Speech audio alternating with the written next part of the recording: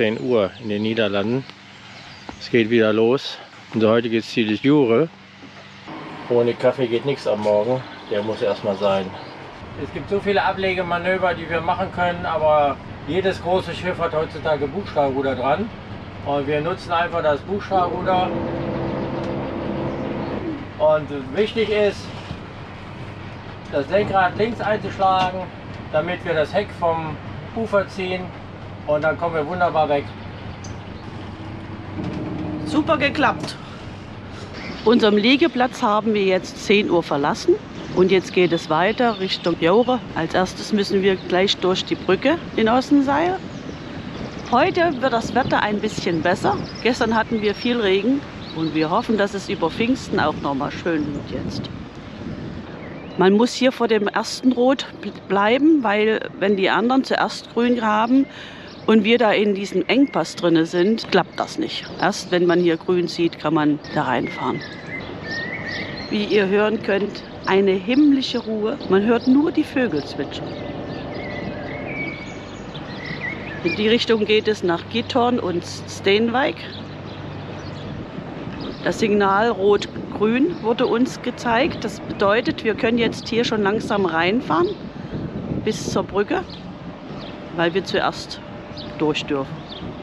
Dauert heute etwas länger. Warum, weiß ich auch nicht. Ah, jetzt. Wird auch da vorne Rot-Grün gezeigt. Also bei starkem Wind möchte ich dieses Manöver hier nicht machen müssen, das Boot in Linie zu halten. Hier ist nochmal das Hinweisschild, dass man hier nur mit Booten, die 4,50 Meter breit sind, durchfahren darf. Man hat ja extra an der Seite da was angebaut, sodass keine größeren Boote mehr hier durchpassen. Die Brücke ist hoch genug, wir passen auch schon bei Rot-Grün drunter durch. Und der Brückenwärter freut sich, er kann die Brücke früher zumachen. Oh, es sind gleich 4 Boote hintereinander weg, die jetzt hier reingehen. Wahrscheinlich hat er deswegen so lange gewartet, weil er das gewusst hat, da hinten noch Boote sind. Und hier haben wir gestern Abend gegessen. Die Spare Ribs, die essen wir immer hier, wenn wir hier sind, weil die uns immer super schmecken. Hier sieht man ein Hinweisschild auf den Yachthafen Ossenseil. Hier rein geht das. Da haben wir noch nicht gelegen. Strom, alles da, alles vorhanden. Beim nächsten Mal. Kommen uns welche entgegen, die Schleuse ist auf. Vor uns ist aber schon ein ganzes Stück einer vor. Die Frage ist jetzt, ob er auf uns wartet oder ob er schleust. Das nenne ich mal Luxus. Wir kommen hier an, die Schleuse ist auf und wir können gleich noch mit reinfahren. Rot, schade, doch nicht. Na gut, dann eben nicht, dann warten wir auf den nächsten Schleusengang. Jetzt müssen wir hier warten. Wir haben nur 2 mitgenommen, obwohl die Schleuse 10,50 Meter breit ist. Da hätten wir locker nebeneinander gepasst. Der schleust lieber öfters als einmal richtig. Aber der hat wahrscheinlich gesehen, dass die reingefahren sind, nicht ganz so firm waren. Und ja. Dann hat er gedacht, oh, die nächsten, die kommen, können das auch nicht richtig, dann machen wir lieber zu. Ja, genau. Aber er kennt ja unsere fahrerischen Qualitäten gar nicht. Ja. Aber es geht, glaube ich, ziemlich schnell. Ja. Das ging ja ruckzuck. Wir liegen hier ganz vorne und mal schauen, wie viel er jetzt mitnimmt. Da geht schon mehr rein. Das ist ja wohl Nacharbeit hier. Ja, gut, dass wir einen Schlauchbootfänder haben. Da siehst du, der passt jetzt neben uns. Da gehen alle rein. Die Schleuse ist breit genug, aber traut sich keiner so richtig nach vorne. Aber das Tor geht zu. Alle sind drin. Leinen los und raus aus die Schleuse.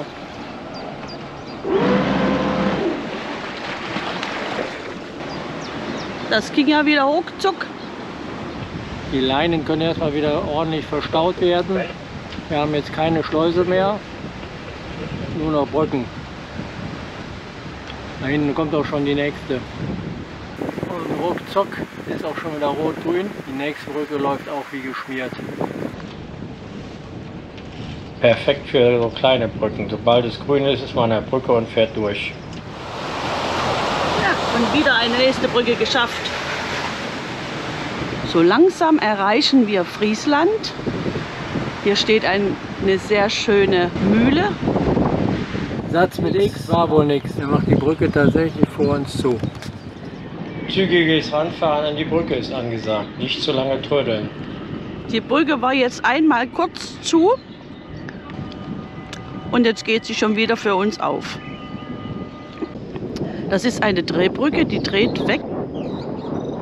Dadurch, dass die Brücke wegdreht, können wir hier auch schon vor knapp grün einfahren. Die Angelsaison hat in Holland auch wieder begonnen. Jeder so sein Plätzchen. Die Angler haben ihre Angeln ziemlich weit in die Fahrrinne reingeschmissen. Und der Gegenverkehr muss natürlich darauf achten, dass die nicht in diese Angelschnuren reinfahren.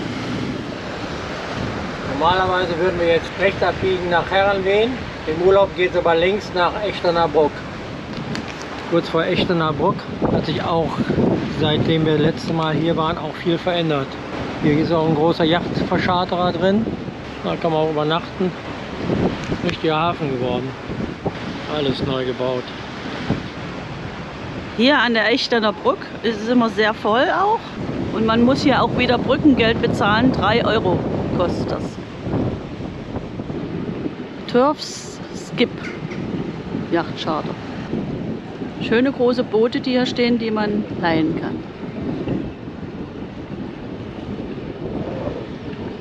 Die Brücke geht auf, aber von der anderen Seite kommt einer rein.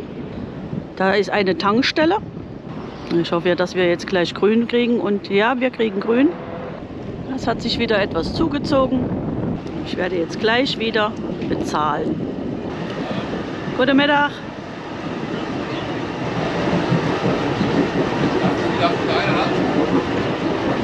Ich mach. Ich kann das. Geübt. Danke. Danke, Will. Auch ein schönes Café direkt an der Brücke, sodass man Hafino hat. An der Echtener Brücke passiert auch sehr viel. Es werden neue Anlegestege hier gebaut. Ich schätze mal, da kommen auch noch Häuser hin. Die Anschlüsse sind schon alle da. Es tut sich was in Friesland. Auch ein großer, schöner Hafen.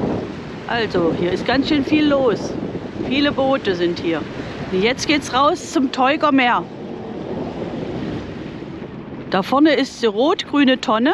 An der müssen wir jetzt vorbei. Wir haben das Boot jetzt passieren lassen, sodass wir jetzt da durchfahren können. Wir befinden uns jetzt hier auf diesem Teuger Meer und müssen in die Richtung. Ja, einmal drumherum und schwuppdiwupp sind wir schon dran vorbei. Das Teugemeer ist allgemein an den meisten Stellen tief genug. Wir bleiben bei der Fahrrinne. Der kürzeste Weg. Wir fahren jetzt hier hoch, hier links und dann hier Richtung Autobahnbrücke. Auf dem Teugemeer gibt es auch einige Rastplätze. Die grüne Tonne geschnibbelt, sind jetzt im Kanal. Aber da wird es neben der Tonne sofort flacher. Waren nur noch 1,6, hat noch gereicht. Hier geht es ganz entspannt in den Kanal. Die nächste Brückenöffnung werden wir nicht schaffen. Wir müssen uns dann auf die übernächste konzentrieren. In Schleichfahrt geht es jetzt Richtung Autobahn. Die haben es gut, die passen drunter durch.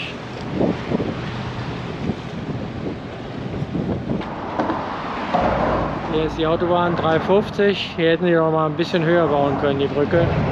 Dann hätten die nicht so oft öffnen müssen. Aber hier gibt es auch so einen alten Anleger und da kann man in Ruhe warten. Drüben auf der anderen Seite gibt es auch noch einen Anleger. Ah, wieder Neid, der passt runter durch. Wir haben zwar schon rot-grün, aber von Brückenöffnungen sind wir noch weit entfernt. Marina war eilig, wollte die Leinen losmachen, jetzt musste das Boot halten. Ja, der Hintermann ist schon abgekommen. Die Schlagbäume gehen zu und jetzt wird für uns die Autobahn gesperrt. Extra für uns wird die Autobahn gesperrt. Alle Autos müssen jetzt stehen bleiben auf der Autobahn, weil jetzt erstmal die Boote durchfahren dürfen. Haha.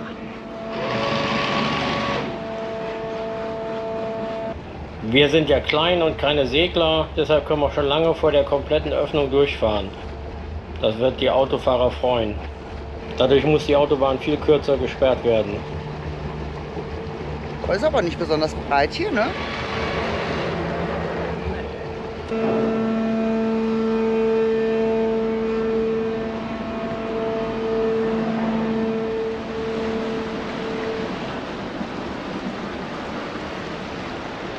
geschafft. Das haben wir gut gemeistert. Hier der Captain, einmal kurz. Da ist er. Und unser Schiffshund Anna, wo hat sie sich versteckt? Da ist die Anna. Und da folgen auch noch einige mehr Boote. Haben alle gewartet. Da hinten kann man sehen, wie Autos stehen. Also in Deutschland weiß ich nicht, ob es sowas überhaupt gibt, dass eine Autobahnbrücke öffnet für Boote. Die Autobahn haben wir gerade unglücklich erwischt, hatten 20 Minuten Wartezeit. Aber die geht pünktlich auf. 10 nach und 20 vor immer. Nachmittags gibt es eine Pause. Ja, ich habe uns per Funk jetzt an der Schaaßburg angemeldet. Aber wer keinen Funk hat, der kann hier den Knopf drücken und sich hier melden. Kurz nach der Autobahnbrücke kommt auch schon wieder die nächste Brücke, die wir über Funk angemeldet haben, dass wir gerne durchfahren möchten. Und wieder geht es einmal sehr schnell. Und wieder perfektes Timing.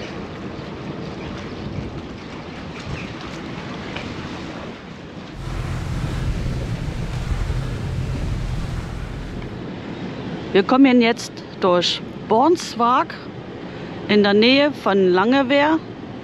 Und hier unten sehen wir kleine Küken, eine Ente mit ihrer Familie.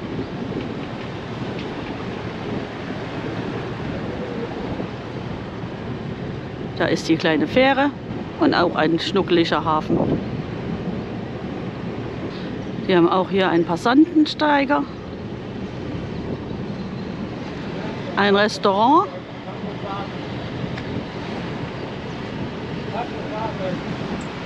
Und Frank muss warten, bis die Fähre rüber ist, aber die ist ja sowas von schnell. Auf dem See gibt es keine Betonung. Aber wir müssen nur aufpassen, dass wir nicht hinter die Flachwassertonnen kommen. Ansonsten kann man sich hier frei bewegen. Da hinten kommt eine hohe Brücke und danach noch eine kleine, da müssen wir durch. Die Autobahn ist hoch genug, da kommt man einfach so drüber. Und wir kriegen noch mal grün. Oh, das ist jetzt super. Na, das passt ja wie Faust auf Auge.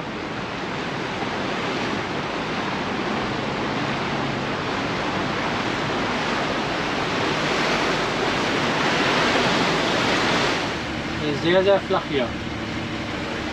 Und da vorne geht's rein. Hier sind die Maregretten.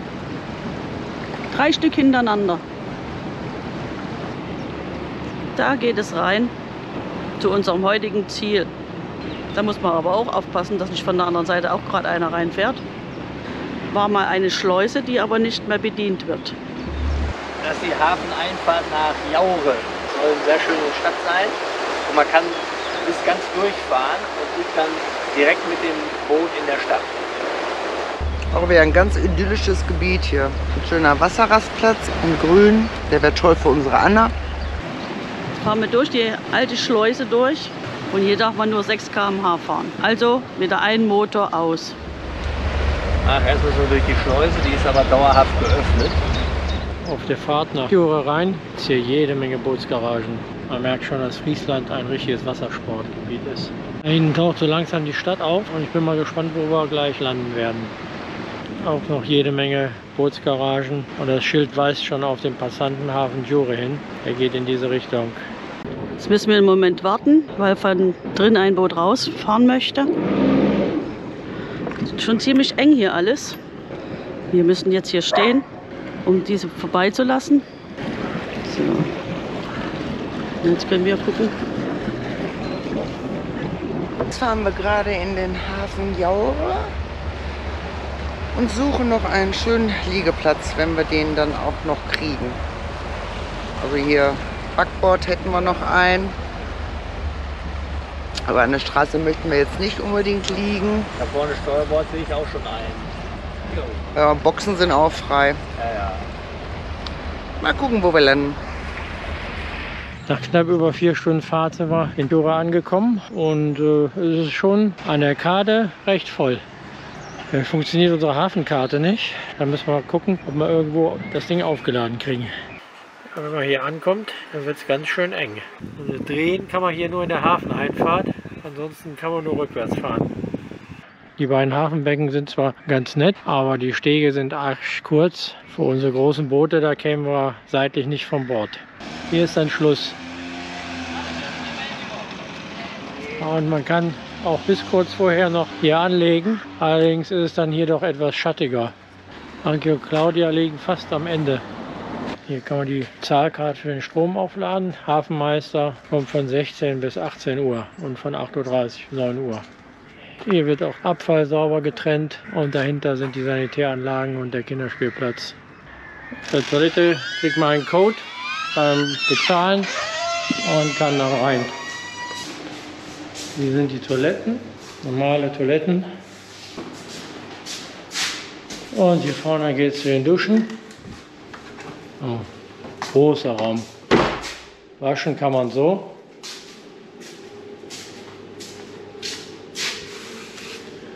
Und die Dusche kostet 50 Cent für 4 Minuten. Probieren wir gleich mal aus. Das Blöde ist, mit den Duschen, die kann man nicht abstellen, auch wenn man fertig ist. Wenn man schon eine Bezahlkarte für Strom hat, wäre die Bezahlkarte für die Dusche auch besser. Kann man selbst bestimmen, wie lange man duscht. Aber man merkt, wenn die Dusche zu Ende ist. Es wird kurz glühend heiß. Dann weiß man, jetzt ist Schluss. Der Sanitärbereich ist ausreichend groß, sicherlich auch bei höherem Andrang. Es gibt nichts auszusetzen, bis auf die Tatsache, dass man inkonsequent ist. Strom muss ich mit der Yachthafen-Bezahlkarte bezahlen und hier muss ich 50 Cent einwerfen. 12 bis 15 Uhr ist hier zu. Ja, es wird wieder schön ruhig heute Abend. Wir sind ja schon ziemlich weit hinten und gehen jetzt in die Stadt zum Essen, zum Chinesen. Schon ganz schön weit. So, wir gehen jetzt heute zum Wok Ming. Mal schauen, ob Anna mit rein darf. Sonst müssen wir uns was anderes einfallen lassen. In dem Restaurant sind keine Hunde erlaubt, aber wir haben einen extra Raum gekriegt, wo wir auch mit Hund rein dürfen. Die Speisenauswahl ist schon der Burner hier. Tolles Sushi, tolles Sashimi. Getränke sind inklusive. Auch das sieht richtig lecker aus. Hier ist die Auswahl an Sushi, Lachs, Austern, verschiedene Sorten, Fleisch, Salate, perfekt. Und hier die ganzen Nachtische und Eis. Hier ist der Grill, Teppanyaki. Und dann gibt es noch den Wok. Ja. Sieht auch alles richtig edel aus.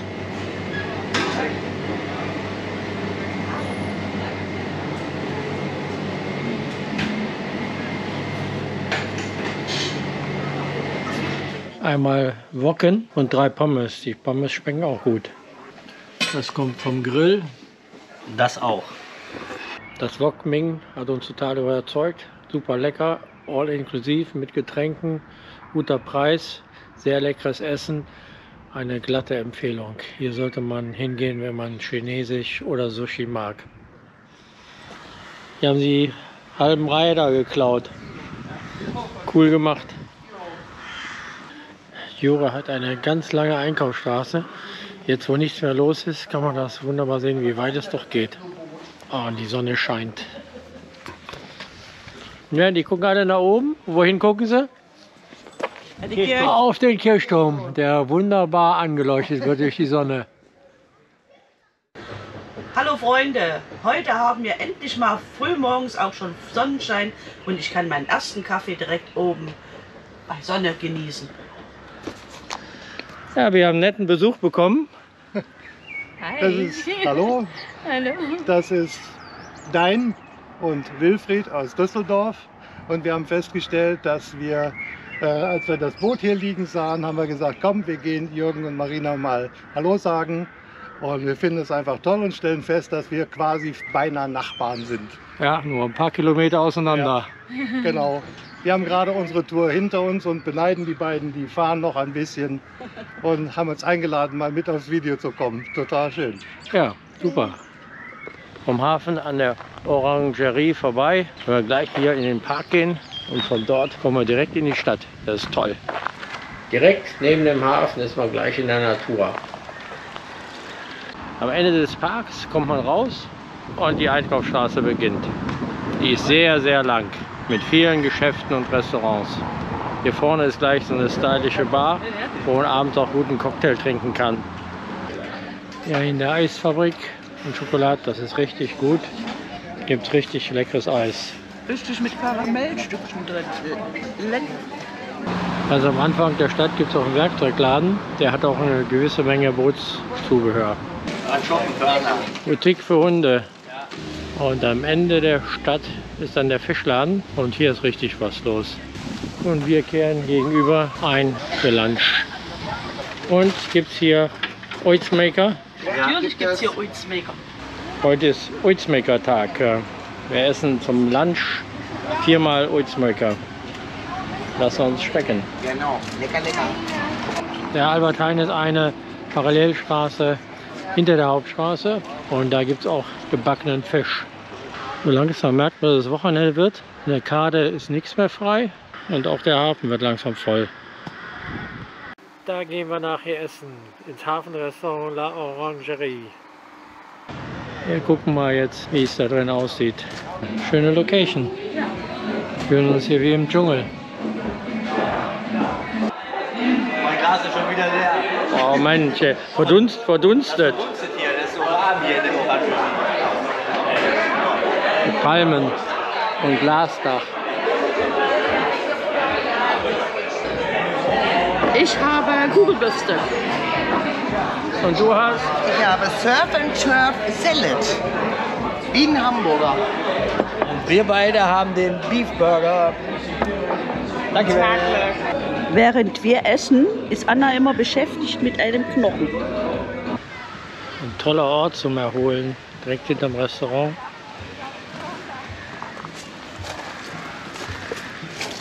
Und da geht es auch rein. Heute gönnen wir uns mal einen Nachtisch. Softeis mit Erdbeeren. Ich habe ein Crazy Sundae mit KitKat und Oreo und Karamell. Ich habe so eine Art Eiskaffee. Und ich habe nichts. Du hast nichts Mit Baileys. mit Baileys. Ein fahrendes Wohnzimmer.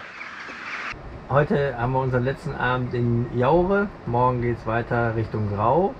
Heute sind wir schön durch die Stadt gelaufen, haben Stadtbummel gemacht, waren shoppen und haben einige Sachen dann gekauft. Und heute Abend waren wir schön hier im Hafenrestaurant essen in der Orangerie. Und das war sehr schön, weil das so ein Glaspalast war und da war es natürlich sehr warm drin. Ja, ich lasse es mir jetzt gut gehen. Einen letzten Abend in Jaure. Ja. Und da schließe ich mich natürlich an. Zum Wohl. Zum Wohl. Wir freuen uns auf die weitere Reise. Morgen geht es nach Grau und dann werden wir Pfingsten dort verbringen. Und ja, schauen wir weiter. Bis zum nächsten Vlog.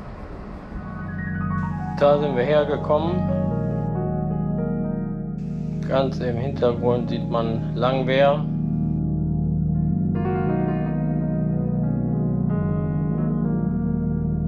Wir drehen um nach Jore.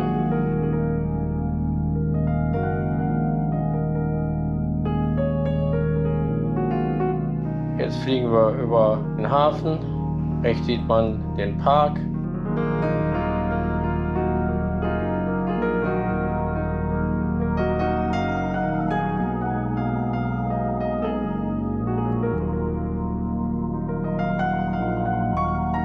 Am Ende des Kanals ist dann eine Brücke und da ist dann für die großen Boote Schluss.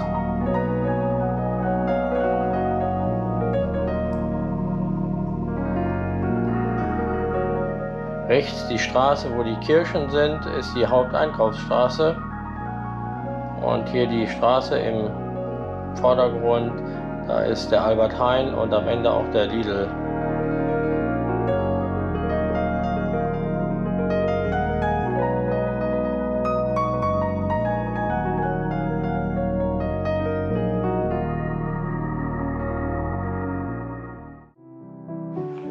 Dann drehen wir um und fliegen zurück.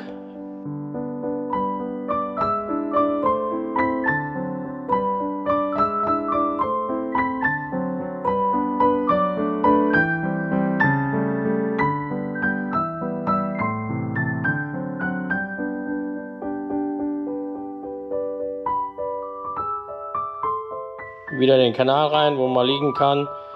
Die beiden Hafenbecken, das große Hafenbecken. Und dann sind wir auch wieder am Boot von Claudia und Frank.